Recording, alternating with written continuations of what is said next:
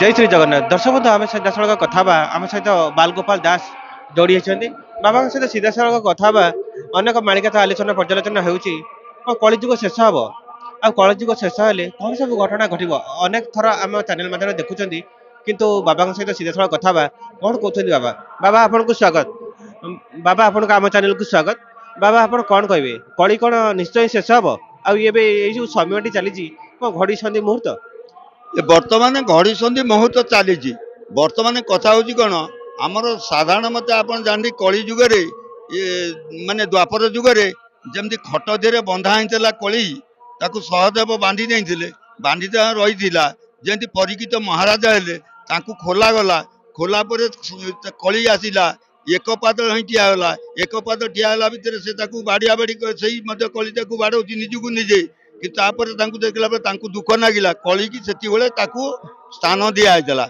जे कौन कहला ना मद एवं सुना ता सहित जुआ एवं नारी ये चारिटा जिनिस से रही स्थान दिखाई जो चारिटा जिनिस चलता बर्तमान सत्य से जुगे से भोग करनी कि त्रेतया जुगे से भोग करनी कि द्वापर जुगे से भोग करें ये चारिटा जुग हूँ चारिटा अवतार हूँ गोटे मनीष चारिटा जुग भोग करे जहाँकि बोले 12 चौक 48 वर्ष 48 वर्ष हूँ तार चारिटा जुग ये पिंड मतरे ब्रह्मांड मतरे हूँ चारिटा जुग सत्य द्वापर त्रेतया कली तेणु ये सत्य जुगर सरी जाइए त्रेतया जुग सरी जाइए द्वापर जुग सरी जाइए कली जुग अर्थ कली जुग जो आसवे से 48 वर्ष 48 वर्ष सरीगला तार कली जुगर घोर कली तो केतले ना जो तृतीय बयस आसी जाइए चतुर्थ बयस आसी ना चतुर्थ वर्ष बेलू तार घोर कली आसूसी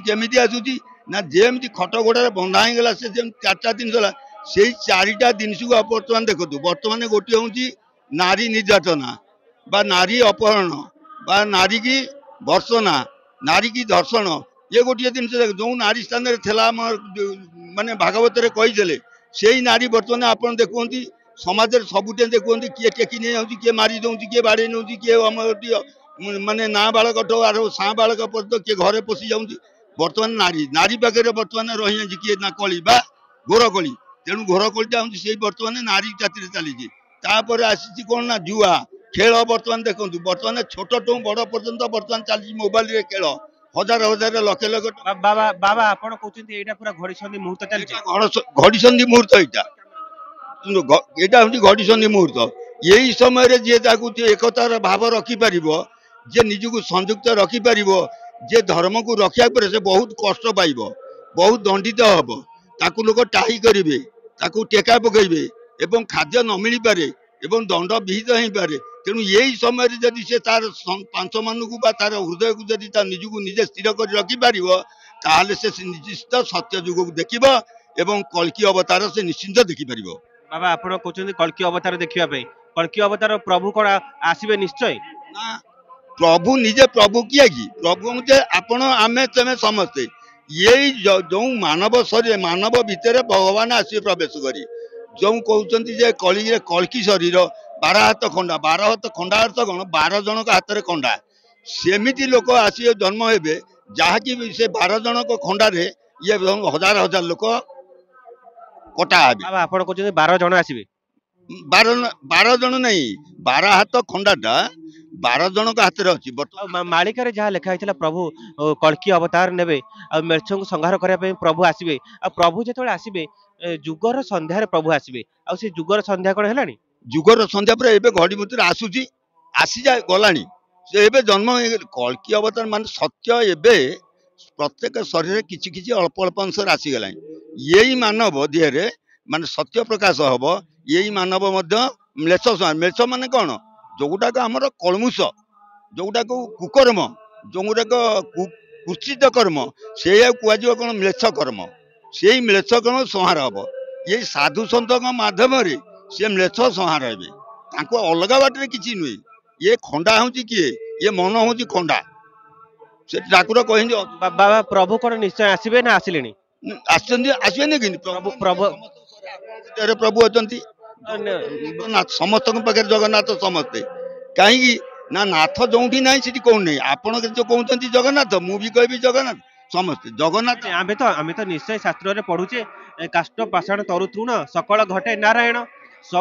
ସବୁରି ଘଟରେ ପ୍ରଭୁ ଯେତେବେଳେ ଅଛନ୍ତି, କିନ୍ତୁ ମାଳିକାରେ ଲେଖା ଅଛି ଯେ ମହାପ୍ରଭୁ କଳ୍କି ଅବତାର ନେବେ, ଏ ଧରାପୃଷ୍ଠକୁ ଆସିବେ ମେଳ୍ଛ ସଂହାର କରିବା ପାଇଁ। ପ୍ରଭୁ ଆସିବେ ନା ଆସିଲେଣି? ନା ପ୍ରଭୁ ଆସିବେନି କେମିତି? ପ୍ରଭୁ ପୁରା ଏଇ ମାଧ୍ୟମରେ ଶୁଣନ୍ତୁ, ସେ କହିଲା ପୁରା 56 କୋଟି ଜୀବଜନ୍ତୁ ସର୍ବ ଘଟେ ଏକତ୍ୱ ଲୀଳା ନିମନ୍ତେ ନାନାକାର ଭଣେ ଦିନତ। ସେ ଲୀଳା କରିଛନ୍ତି, ତାଙ୍କର ଇଏ ଖେଳ ହଉଛି ତାଙ୍କ ଖେଳ। ଆମେ ଯୋଉ ନାଚୁଛେ କୁଦୁଛେ ଭାଇ ବନ୍ଧୁ କୁଟୁମ୍ବ କଟାକଟି, ଇଏ ଲୀଳା, ଇଏ ଇଏ ପ୍ରଭୁଙ୍କର ଲୀଳା। ସବୁ ସବୁ ଲୀଳା, କିନ୍ତୁ ସେ ଶେଷ କରିବେ ସେଇ କହୁଛି ବା କରି କରାଉଅଛି ମୁଇଁ ମୋ ବିନୁ ଅନ୍ୟ ଗତି ନାହିଁ। ମୁଇଁ କରିଛି ତାକୁ, ଅସୁର ଜନ୍ମ ଦେଇଛି ମୁଇଁ, ସାଧୁ ଜନ୍ମ ଦେଇଛି ମୁଇଁ, ଦେବତା ଜନ୍ମ ଦେଇଛି ମୁଇଁ, ଯୁଗ ଜନ୍ମ ଦେଇଛି ମୁଇଁ, ଜଳ ପବନ ଠାରୁ ଆକାଶ ପର୍ଯ୍ୟନ୍ତ ପଞ୍ଚଭୂତ ଜନ୍ମ ଦେଇଛି, ସବୁ ମୋଇ। ତେଣୁ ମୋ ଖେଳା ମୁଁ କରିବି। ସଭା ଶେଷରେ ଖେଳ ଭାଙ୍ଗିକି, ଯେମିତି ଆମେ ପିଲାଦିନେ ଧୂଳି ଘର ଖେଳୁଛେ, ମାନେ ଯଦି ସଢେଇରେ ବାଡେଇକିରି ହାଣ୍ଡି। ବାବା ପ୍ରଭୁ ଆସିଗଲେ କଣ ପ୍ରଭୁ କହିବେ ମୁଁ ଆସିଲି ବୋଲି? ପ୍ରଭୁ କେମିତି କହିବେ ଆସିବି? ପ୍ରଭୁ କେବେ କହିଛନ୍ତି? ଯେତେବେଳେ ଯୁଗ ଶେଷ ହେଇଛି, ପ୍ରଭୁ ଯେତେବେଳେ ଆସିଛନ୍ତି ମେଳ୍ଛ ସଂହାର ପାଇଁ, ସେତେବେଳେ ପ୍ରଭୁ କହିଛନ୍ତି ମୁଁ। ସିଏ କେବେ କହନ୍ତି ନାହିଁ, ଶୁଣନ୍ତୁ, ସିଏ କେବେ କହନ୍ତି ନାହିଁ ମୁଁ ଆସୁଛି ବୋଲି। ସିଏ ଆସନ୍ତି ଯେତେବେଳେ ତାକୁ ଲୋକ ଜାଣିପାରନ୍ତି ନାହିଁ। କାହିଁକିନା ସେ ଯେତେବେଳେ ଭଗବାନ କୃଷ୍ଣ ଆସିଲେ, କିଏ ଜାଣିଥିଲେ ଭଗବାନ କୃଷ୍ଣ ହେଇଛି? ରାମ ଅବତାର ହେଇଥିଲେ, କିଏ ଜାଣିଥିଲା ଭଗବାନ ରାମ ଆସିଛନ୍ତି? ନରସିଂହ ଅବତାର ହେଇଥିଲେ, କିଏ ଜାଣିଥିଲା ଭଗବାନ ନରସିଂହ ହେଇକି ଯାଇଛନ୍ତି? ତେଣୁ କେବଳ ଜାଣିବେ ଏତିକି ଜଣକ, ଏଇ ଯୋଉ 5 ଜଣ ରହିଲେ, ଅଚ୍ୟୁତ ଅନନ୍ତ ବଳବନ୍ତ ଯଶୋବନ୍ତ, ଯୋଉ 5 ସଖା, ଇଏ ପଞ୍ଚସଖା, ଏବଂ ତାଙ୍କ ସହିତ ଯୋଉ 5 ଜଣଙ୍କର ଯୋଉ 5 ପଞ୍ଚା 25 ସଖା ଅଛନ୍ତି, ସେତିକି ଲୋକ ଜାଣିବେ।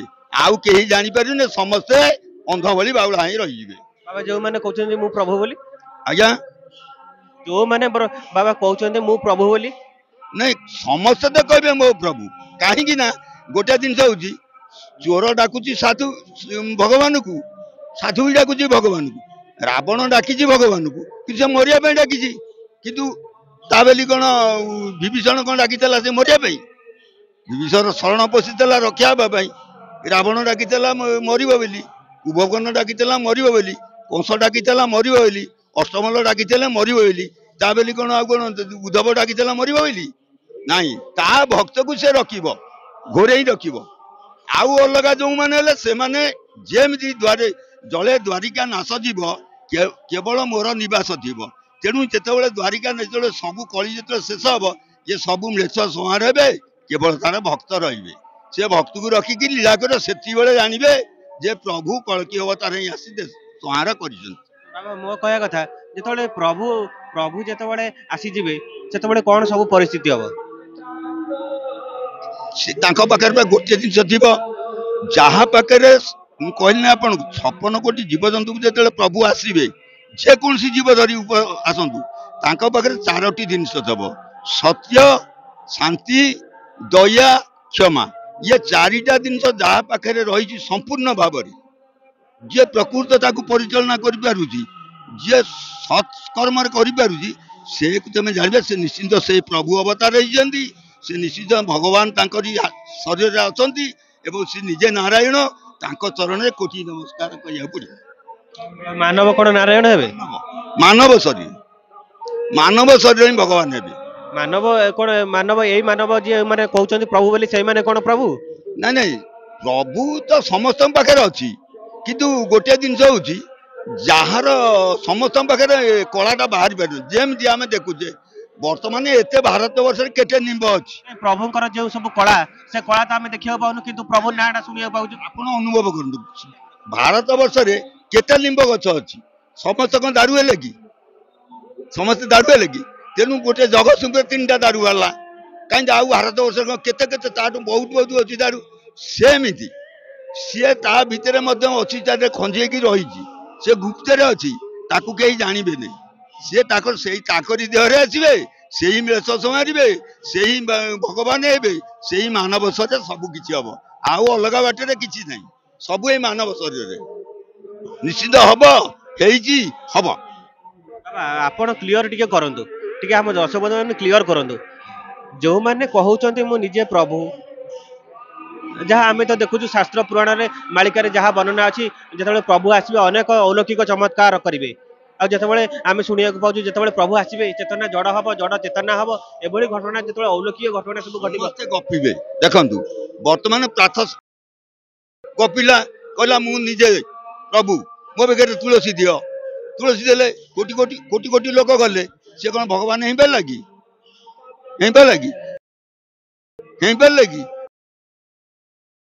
ଯୋଉମାନେ କହୁଛନ୍ତି ସେମାନେ ପ୍ରଭୁ ନୁହଁ प्रभु केवे कहबेनी ପ୍ରଭୁ କେବେ କହିବେ ନାହିଁ ମୁଁ ନିଜେ ପ୍ରଭୁ ବୋଲି ସିଏ ଗୁପ୍ତରେ ରହିବେ ଇଏ ଯୋଉମାନେ କହୁଛନ୍ତି ଆମେ ନିଜେ ପ୍ରଭୁ ଆମ ସେବା କର ଆମେ ଭଗବାନ ଆମେ ଏମାନେ ପ୍ରକୃତ ପ୍ରଭୁ ନୁହେଁ ଏମାନେ ହୁଅନ୍ତି ରାବଣ କଂସ ଅଷ୍ଟମଲ ଏମାନେ ହୁଅନ୍ତି ସେଇମାନେ ଇରାନକ୍ଷ ଏଇମାନେ ହଉଛି ସେମାନେ ସେମାନେ ପ୍ରକୃତ ପ୍ରଭୁ ନୁହଁ ପ୍ରଭୁ ଯେ କିଏ କହେ ନାହିଁ ପ୍ରଭୁ ବୋଲି ପ୍ରଭୁ ତାର ସିଧାରେ ଚୁକ୍ତିରେ ଦବ ଯେମିତି ଆମେ ଦେଖୁଛେ ମୁଁ କହୁଥିଲି ଆପଣଙ୍କୁ ଏବେ ଯେମିତି ନିମ୍ବ ଗଛ ବାସନା ନିମ୍ବ ତାର ରହିଛି ସେ ଦାରୁ ହବା ପାଇଁ ତାର ରହିଛି ତେଣୁ ସବୁ କେମିତି ହେବେ ଇଏ ସେମିତି ହେବେ ଇଏ ସେମିତି କହୁଛନ୍ତି ଇଏ କିନ୍ତୁ ହେଇପାରିବେନି କିନ୍ତୁ ଯିଏ ହବ ସେ ଗୁପ୍ତରେ ଅଛି प्रभु किंतु निश्चय आसवे ଆଜ୍ଞା प्रभु किंतु निश्चय आसवे ନିଶ୍ଚିନ୍ତ ନା ପ୍ରଭୁ ନିଶ୍ଚିନ୍ତ कली शेष हम कली शेष हम କଳି ଶେଷ ହବ କିଛି ସମୟ ଅଛି ଅପେକ୍ଷା କରିବାକୁ ପଡିବ ବର୍ତ୍ତମାନ ଘୋର କଳି ଯେମିତି ଆମେ ଦଧି ମନ୍ଥୁଛେ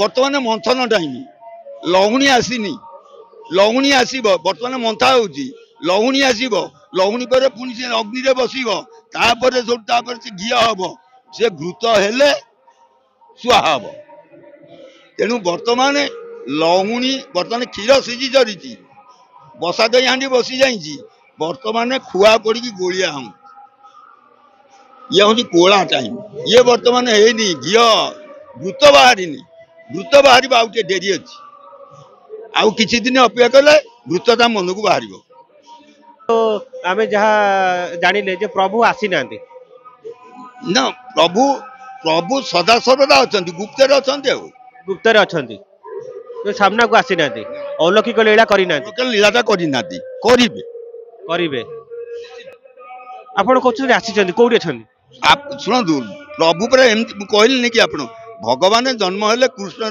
ବନ୍ଦୀ ଘରେ କୃଷ୍ଣ ଜନ୍ମ ହେଲେ ନା ନାଇଁ ଗୋପପୁରେ ଆସି ବଢିଲେ ଗୋପପୁରେ ବଢିଲା ପରେ ତାକୁ କିଏ ଜାଣିଥିଲେ କି ସେ ଭଗବାନ ବୋଲି ତେଣୁ ସିଏ ରହିଲେ ତେଣୁ ରାମଚନ୍ଦ୍ର ଭଗବାନ ବନବାସ ଗଲେ ଯାଜପୁର ନେଇ କଣ କହିବେ ଶୁଣନ୍ତୁ ଯାଜପୁରରେ ଭଗବାନ କହିଥିଲେ ଯାଜପୁରରେ ଯୋଉ ଜନ୍ମ ହେବେ ଜିଜ ଶ୍ୟାମ ଘରେ ଯୋଉ ଜିଜ ଘରେ ଯୋଉ ଗୋଟେ ଜନ୍ମ ହେବେ କହିଥିଲେ ତାଙ୍କର ସେ ଜନ୍ମ ହିଁ ସେ ଚାଲିଗଲେ ଶୁଣନ୍ତୁ ଜନ୍ମ ଜନ୍ମ ନାଗିଛି ଏମିତି ଆମେ ଯେମିତି ଜନ୍ମ ହିଁ ଚାଲିଛେ ଆମର ସିଏ ମହାପୁରୁଷ ଯୋଉ ପଞ୍ଚସଖା ସେମାନେ ଜନ୍ମ ହଉଛନ୍ତି ଚାଲିଛନ୍ତି ଜନ୍ମ ଚାଲିଛି ମୃତ୍ୟୁ ଚାଲିଛି ସମସ୍ତଙ୍କ ମୃତ୍ୟୁ ଚାଲିଛି ଯୋଗ କରୁଛନ୍ତି ଆସିଲେ ଜନ୍ମ ହେଲେ ଯୋଗ ହେଲେ ଦେହ ତ୍ୟାଗ କଲେ ଚାଲିଗଲେ ପୁଣି ତ ଜନ୍ମ ହେଲେ ଏମିତି ଯୁଗକୁ ଯୁଗ ଚାଲିଛି ବର୍ତ୍ତମାନ ତା ହଉଛି କେତେ 12 ପୁରୁଷ ପର୍ଯ୍ୟନ୍ତ ଚାଲିଗଲା 12 ଠାରୁ ଯେବେ 13 କୁ ଜମିବ ତେଣୁ ବର୍ତ୍ତମାନ 12 ଚାଲିଛି 13 ଯେତେବେଳେ ଜନ୍ମ 13 ଥର ଯେତେବେଳେ ଜନ୍ମ ହେବେ ସୃଷ୍ଟିକି ସେ ପାଳନ କରିବେ ସେସବୁ ଧ୍ୱଂସ କରିକି ପାପ ଧ୍ୱଂସ ହବ ଆଉ बाबा आपण तो बहुत ଜନ୍ମ ଚାଲିଛି बाबा आपण तो बहुत गुढ़ रहस्य कथा कहते किंतु आज जेहेतु समय हो जाए एठू आम विराम देवाक पड़ो किंतु आपण सहित आउ एक अध्याय स्वतंत्र भाव में कथा आज अध्याय को ये विराम दौचु दर्शक बंधु ये रोचु जय जगन्नाथ जय पंचसखा।